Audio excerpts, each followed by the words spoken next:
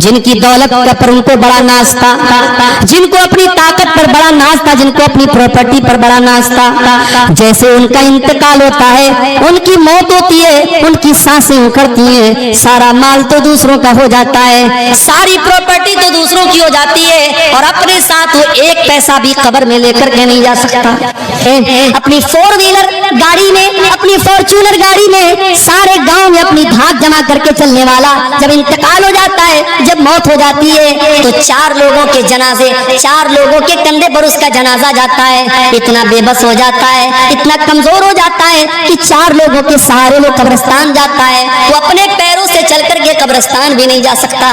قبرستان پہنچتا ہے, جنازے کی نماز ہوتی ہے, اس کو قبر میں اتارا جاتا ہے. اس کا بیٹا رو رہا ہے, اس کی بیوی رو رہی ہے, اس کے گھر والے رو رہے ہیں, مگر کوئی یہ کہنے کو تیار نہیں ہے. بیٹا ایک بار بھی نہیں کہتا ہے مجھے اپنے ابا سے بڑی محبت تھی, میرے ابا کی باڈی کو رہنے دو.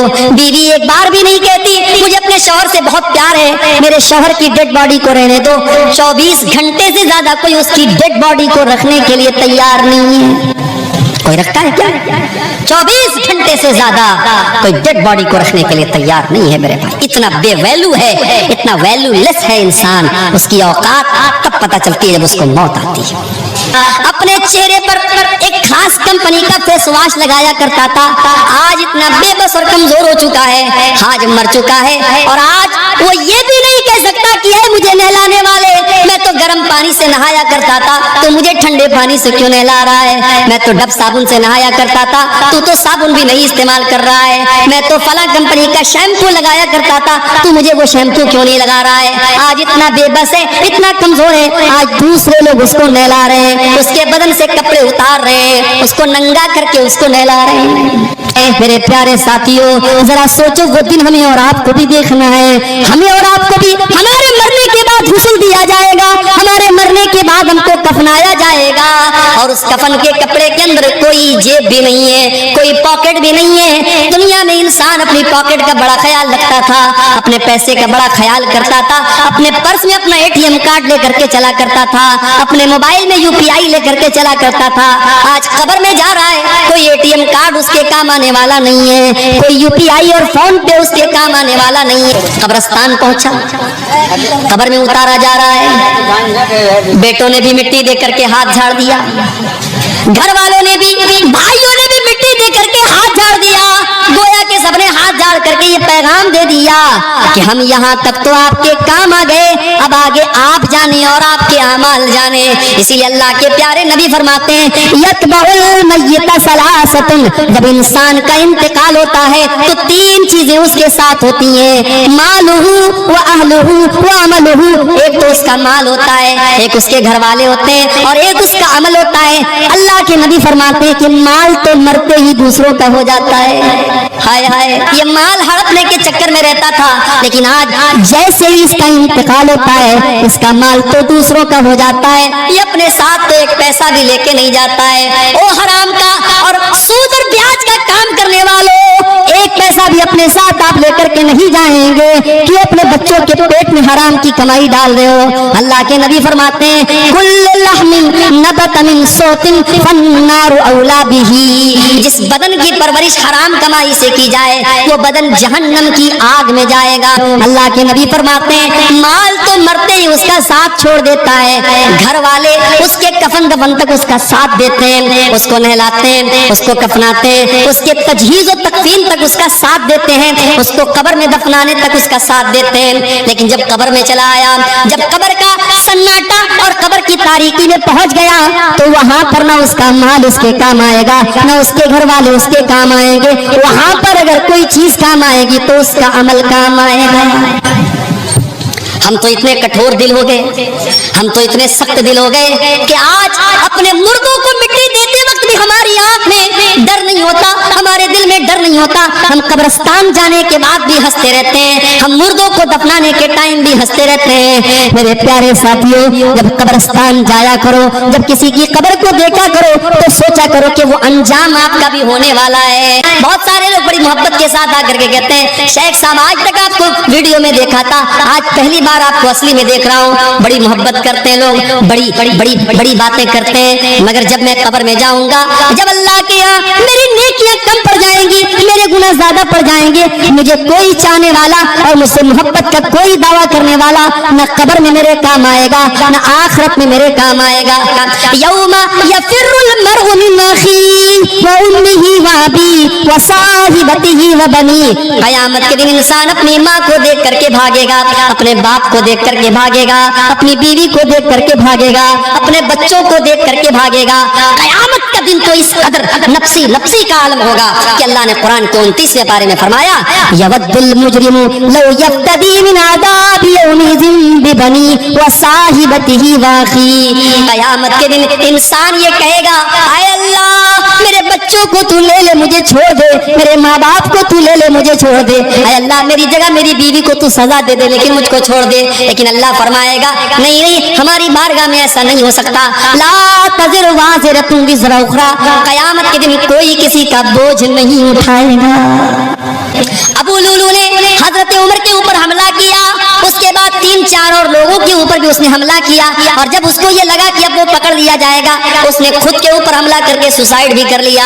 ये सारा मामला पहली सफ में हो रहा है, पीछे के लोगों को कुछ पता भी नहीं है। अब्दुर्रहमान इब्न औफ ने हल्की नमाज पढ़ाई, फजर की नमाज पढ़ाई, और नमाज के बाद जब हजरत उमर को उठा करके घर लेके जाया गया, डॉक्टरों ने देखा, तबीबों ने देखा, हकीमों ने देखा, कहा कि अमीरुल मोमिनीन अब आपके बचने का चांस नहीं है, आपकी अकड़ियां कट चुकी हैं, अब आपका आखिरी टाइम आ चुका है, अब आपके इंतकाल का टाइम आ चुका है। मेरे प्यारे साथियों, उमर फारूक कौन है? उमर फारूक वो सहाबी हैं कि अल्लाह के नबी कहा करते थे, अरे उमर जिस गली से तुम गुजर जाते हो उस गली से शैतान भाग जाता है। ये मकाम था हजरत उमर का। आज आखिरी टाइम है, बिस्तरे मर के ऊपर पड़े हैं और चेहरे के ऊपर घबराहट के आसार हैं, चेहरे पर घबराहट के आसार हैं। अब्दुल्ला बिन अब्बास आते हैं और कहते हैं कि अय अमीरुल मोमिनीन आप इतना घबराए हुए क्यों हैं?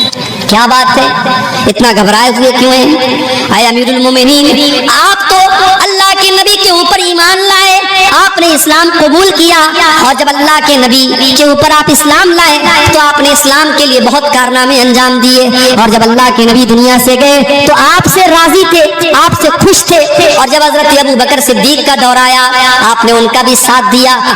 हजरत उमर फारूक रजी अल्लाह तआला अन्हु जवाब देते हैं, आए अब्दुल्ला बिन अब्बास, अगर मैंने अपने नबी का साथ दिया, अगर मैं अपने नबी के ऊपर ईमान लाया, अगर मैंने अबू बकर का साथ दिया, फज़ालिका मिन मन्निल्लाहि अलैया, तो ये तो अल्लाह का मेरे ऊपर एहसान था, ये तो अल्लाह का मेरे ऊपर करम था, इसमें मेरा कोई रोल नहीं था, मेरा कोई किरदार नहीं था। आए अब्दुल्ला, ये डर है तो इसी बात का डर है, जब मेरा दौरे हुकूमत आया पता नहीं मेरे कौन से फैसले ऐसे रहे होंगे जो अल्लाह को पसंद आए होंगे, और कौन से ऐसे फैसले रहे होंगे जो अल्लाह को नापसंद रहे होंगे।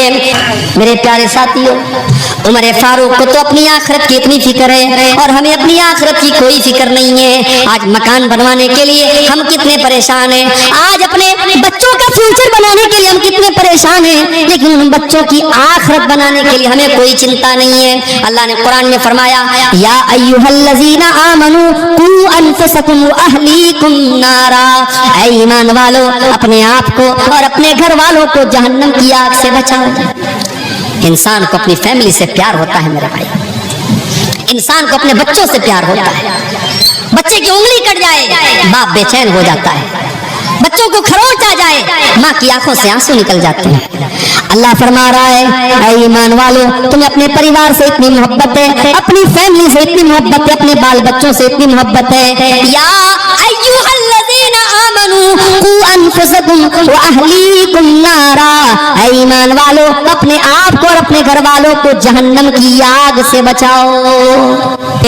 आप दुनिया की तालीम अपने बच्चों को दिलाओ, एजुकेशन बहुत जरूरी है, तालीम बहुत जरूरी है, शिक्षा बहुत जरूरी है। आप अपने बच्चों को दुनिया की तालीम दिलाओ, मगर एक मशवरा मैं देके जाता हूँ, आपको अच्छा लगे तो अमल कर लेना, अच्छा न लगे तो कोई बात नहीं है। मैंने मुंबई के अंदर भी देखा, मैंने कलकत्ता के अंदर भी देखा, मैंने बेंगलोर के अंदर भी देखा कि बड़े बड़े करोड़पति बाप के बच्चे जो स्कूल में पढ़ रहे हैं, जाहिर है स्कूलों का अपना एक सिलेबस होता है। स्कूल में बच्चा अंग्रेजी पढ़ रहा है, हिंदी पढ़ रहा है, मराठी पढ़ रहा है, साइंस पढ़ रहा है, मैथ पढ़ रहा है, सब कुछ कुछ पढ़ रहा है मगर वहाँ बच्चे को कुरान पढ़ाने वाला कोई नहीं है, स्कूल में बच्चे को अल्लाह के बारे में बताने वाला कोई नहीं है, रसूल के बारे में बताने वाला कोई नहीं है। मैंने बंबई के अंदर देखा, मैंने बेंगलोर के अंदर देखा, मैंने मद्रास के अंदर देखा कि मस्जिदों के अंदर छोटे छोटे मकतब चल रहे हैं। मौलवी साहब जो मस्जिद में इमामत कराते हैं, उनके इमामत की तनख्वाह अगर 10,000 रुपये दी जाती है, आपके सीमांचल में मैं जानता हूँ मस्जिदों के इमामों की तनख्वाहें बहुत मामूली होती हैं,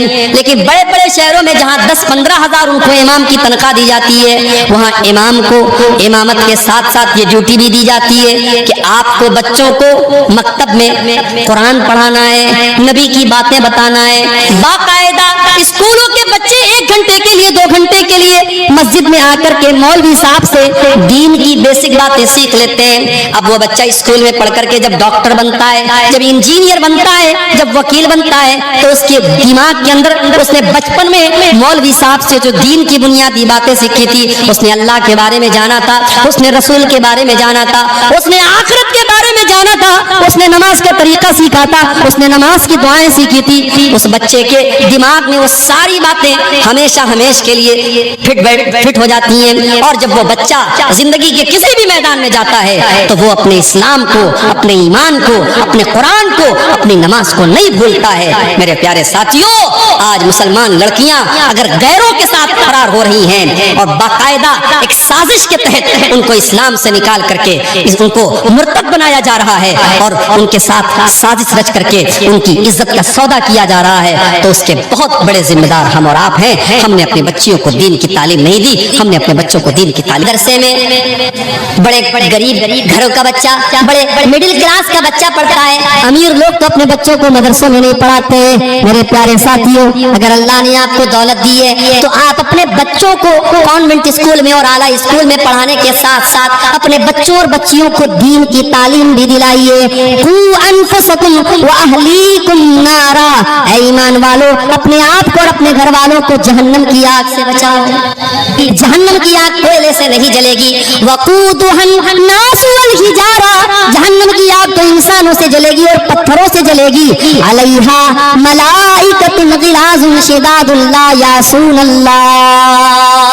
उस जहन्नम के जो दारोगा होंगे, उस जहन्नम के जो चौकीदार होंगे, वो बड़े टाइट होंगे, बड़े सख्त होंगे, वो किसी के साथ कोई मुरब्बत नहीं करेंगे, कोई रहम नहीं करेंगे। अपने आप को और अपने घर वालों को जहन्नम की आग से बचाओ मेरे भाई।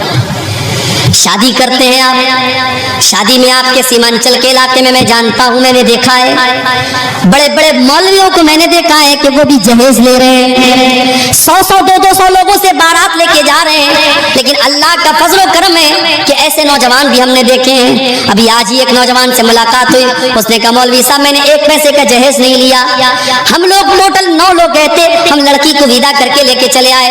बड़ी खुशी हुई, मैंने मुबारकबाद दी। आज ऐसी शादियां भी होती हैं, और जब ऐसी शादियां होती हैं तो मियाँ बीवी के रिश्ते में मोहब्बत पैदा होती है। जब ऐसी बीवी आपके घर में आएगी जिसमें आपने जहेज की कोई डिमांड नहीं की होगी और बारात का कोई चक्कर नहीं होगा, और आपने रस्म रिवाज से अपने आप को पाक किया होगा, वो निकाह के जरिए जब आप अपनी बीवी को घर में लाएंगे, उस रिश्ते में अल्लाह ताला बरकत पैदा करेगा। जो औलाद पैदा होगी वो औलाद भी नेक पैदा होगी।